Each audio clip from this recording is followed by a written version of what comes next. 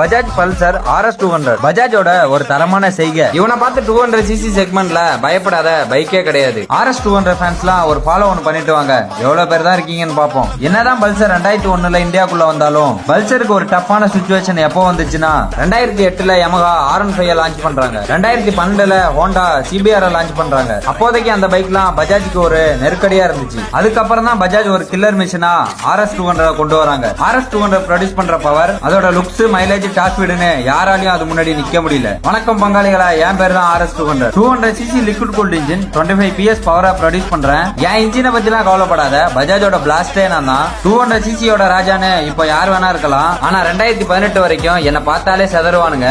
RS 200 BS3 BS4னு பேரை கேட்டாலே உச்சா போயிடுவானுங்க. பல மிடில் கிளாஸ் பசங்களோட ட்ரீம் பைக்காவும் நான் இருக்கேன். RC 200 BS3 BS4ஓட கண்ணு எப்படியோ அத மாதிரியே என்னோட கண்ணுல மயங்குனது ஒரு பட்டாளமே இருக்கு. Looks, mileage, top speed, power, பிரைஸ்னு பார்த்தா இந்த 200cc செக்மெண்டோட ராஜாவே நான் தான். என்னதான் இப்போ எனக்கு அதிக காம்படிஷன் இருந்தாலும் என்ன பார்த்து பயப்படாதவனே கிடையாது. என்னை பத்தி நான் சொல்றதை விட கமெண்ட்ல சொல்லுவானுங்க, கேட்டு தெரிஞ்சுக்க.